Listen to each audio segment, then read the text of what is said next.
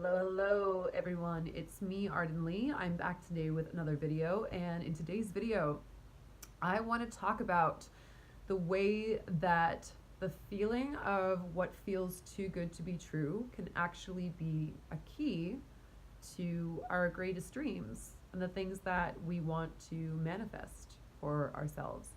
Before I get into that topic, if you're not already familiar with me and my work, I'm Arden Lee. I'm the creator of the Repatterning Project, which is an 8-week course where we hack our beliefs, our thoughts, our ideas around what is possible for ourselves in order to expand our realities and create them from a place of freedom and sovereignty and choice so that we can optimize our results in our lives for better success and happiness and abundance and all of the wonderful things that we want to create for ourselves and get all those obstacles out of the way, right?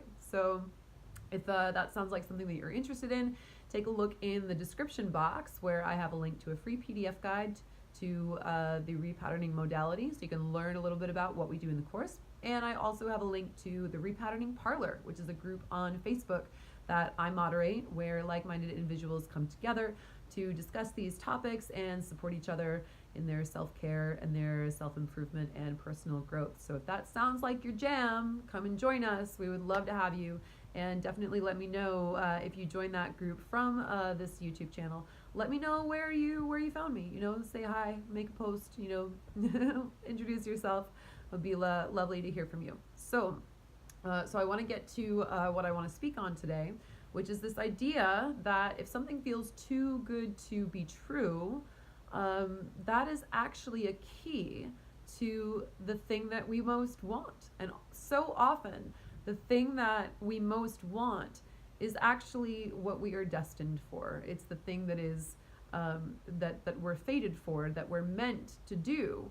But it's so important to us that we start saying it's too good to be true because it would be so heartbreaking if we allowed ourselves that possibility and we didn't achieve it. Then what would we do then, right? That would be awful. It's better to just not think about it and just live our lives out, in our cubicles or whatever, whatever it is that we're doing. So I want to impress upon you that when something feels too good to be true, I want you to stay with that feeling, and I want you to notice where something where that's affecting you, and I want you to ask yourself, is that really too good to be true? Or is that really just the thing that you want so badly that you would be afraid to believe that it's true because you don't want to be disappointed? Because here's what's really interesting. The thing that feels too good to be true for me is not going to be the same as the thing that feels too good to be true for somebody else, right? There's very little in our realities when we really tune into the dreams and the destinies that are in our hearts that are waiting for us to just believe in them enough to manifest them. There's very little about that is really universally too good to be true for anyone, right? We live in a universe of infinite possibility. That doesn't mean that we don't each have a different set of obstacles to overcome in order to get there. And it certainly doesn't mean that that privilege and discrimination are also, and definitely systemic injustice, are not things that are also very real and which affect our realities. But at the same time, if we tune into the energies of our dreams, the thing that I most want to manifest in my life is most definitely not going to be the thing that you most want to manifest in your life. And if I were to share with you what I felt my dream that feels too good to be true is, you would probably laugh at me because you'd be like, Arden, there's plenty of people who have achieved that. If that's what you want, I'm sure you can do it too. And similarly, if you also told me the thing that you really wanted in your life, that was so important to you, that it felt like it was too good to be true, like it was the dream that you don't even want to think about because allowing yourself to hope for it and then not being able to achieve it would feel too disappointing. If you told me about what yours was, I could probably point you to like 10 people who have done it already, right? It's certainly not too good to be true. If something feels too good to be true, often that the vibration, the energetic signature of that feeling is showing you exactly what the thing you most want is, and showing you what um, it's that key to your heart. It's that key to the thing that perhaps in many ways you're meant for. Now, I don't mean, when I say that something sounds too good to be true, I don't mean that we should be gullible to people who are trying to convince us or persuade us of something.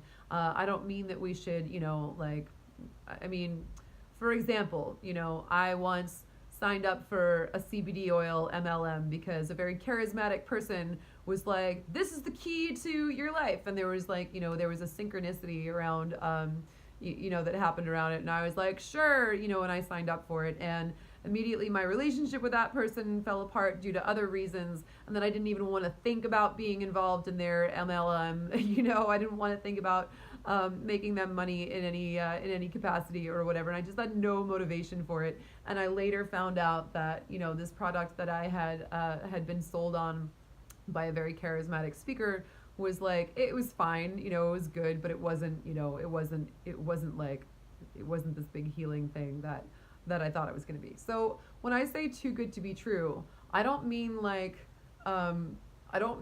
offers that people make you because they're selling you on some wild dream or whatever. I don't mean that you should look at every possible snake oil salesman who comes your way and say like, hey, that sounds too good to be true, but it must be what's in my heart, right? No. That's, you want to look for what's in your heart already, for the dream that you think you are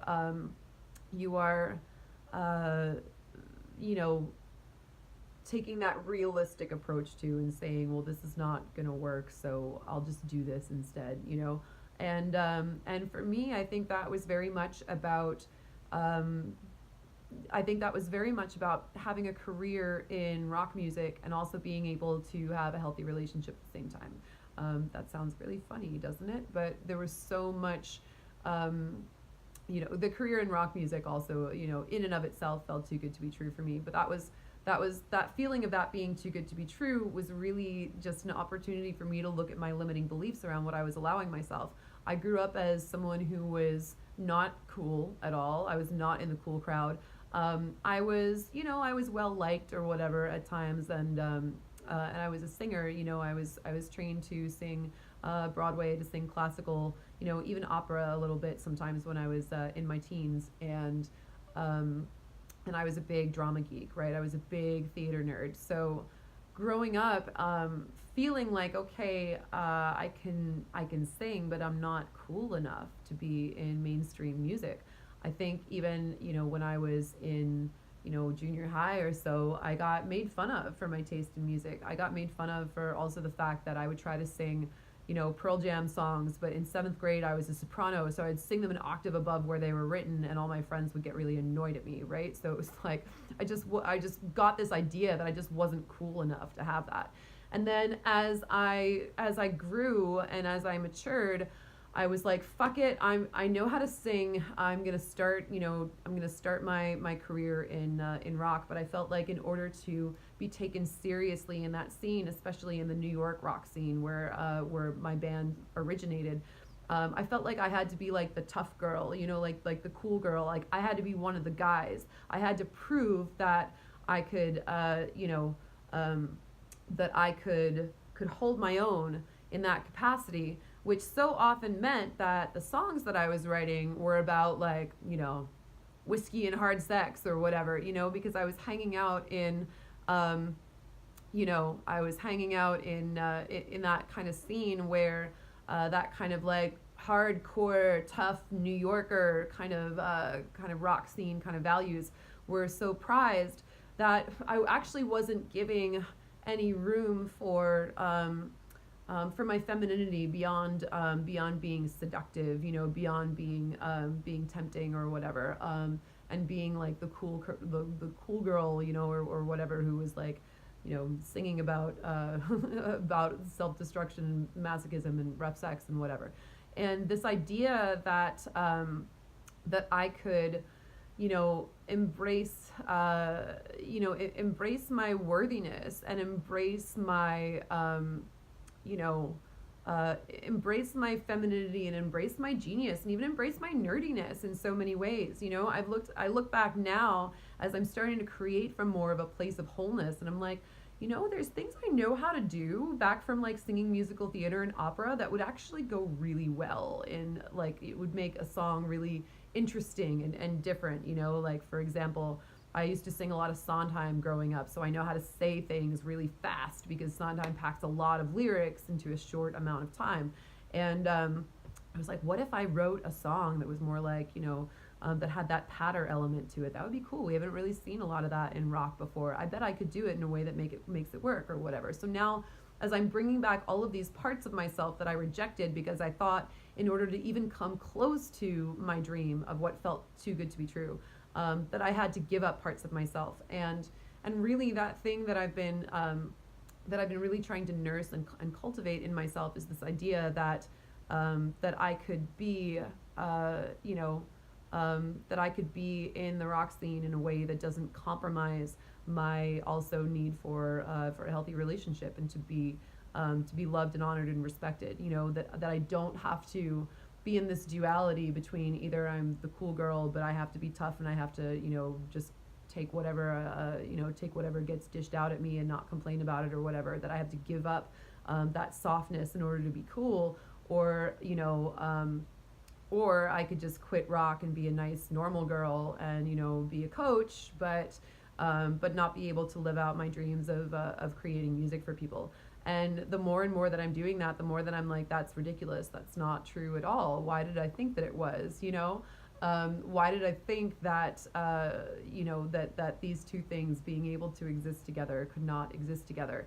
And then, if I said that to someone, I'm sure they would come back to me and be like, Arden, Pat Benatar married her guitarist and they have this like wonderful supportive relationship of each other, and Pat Benatar is one of the artists I've even modeled my own sound after in so many ways. So it's like, why didn't I see that? Why didn't I see where that would have been obvious? Why am I not looking for examples of where I feel that the thing that feels too good to be true is actually not too good to be true, where it's actually real, right? Why am I not looking for evidence that confirms the thing that I want to manifest in my life? Since, again, the law of attraction is about hacking your confirmation bias and putting into that central sort of core reactor of your confirmation bias evidence that the thing that you want is possible for you and already exists. Why am I not going around looking around the legends of rock music and looking for healthy relationships within them? Look at David Bowie and Iman. I mean, that's huge, right? How did I miss that? Granted, David Bowie is a man, but he's even his, I could, if I wanted to, I could make justifications for why I'm limited in ways that David Bowie is not, because of systemic injustice, against women. Or I could look at that and I could say, yeah, but you know what? David Bowie also was someone who was incredibly gender bending in his day in ways that were not as socially acceptable as they are now. He was a trailblazer. So in many ways, I'm sure he also faced a lot of obstacles that I don't face now living in 2018, So it's like, either way, I could look for evidence that the thing that I want is going to work, or I could look for evidence that it's not going to work. So I choose to look for more evidence that the thing that I want is possible and already exists, that it's actually not too good to be true. And the real key is that sometimes that thing that we want is hidden so deeply within us because we are so worried that if we give ourselves that opportunity to hope for it, that we actually don't even see it, we don't even look for it, that we've hidden it deep within our hearts, and that we have to strip away so much of the conditioning that we placed over ourselves to in order to compromise or to set ourselves up for something that was going to be maybe good enough or what have you. So I advise you to really sit with that. What in your heart feels too good to be true for you? What in your heart do you think is not possible to create in this world? And I advise you, I invite you to challenge yourselves by finding evidence that such a thing does exist, right?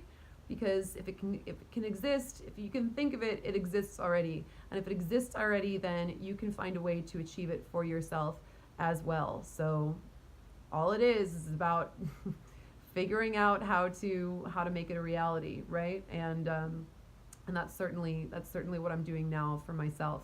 And so if anything else, one of the reasons I love being a coach and a rock star at the same time is that personally, I think that most coaches would be rock stars if they could. And so for me, making my rock star dreams come true is just evidence that that the stuff that I'm doing is working.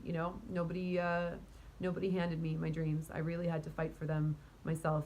I continue to fight for them myself, and I continue to make them more and more a reality. And the more that I fight for myself, the more people show up in my life who are willing to see me and hold me in that space and support me, and give me a hand as I do that. But I had to really choose it for myself first. Nobody handed it to me. The moment you take that first step and you really commit to something and people see that you're putting effort into it, they will come out of the woodwork in order to help you and support you. When they see you and they believe in your vision and your dream and they see how much energy you're putting behind it, that you're not just asking for someone to hand you something just out of the blue. So that's my recommendation as far as that goes. And I invite you to tune into your heart, see what's there.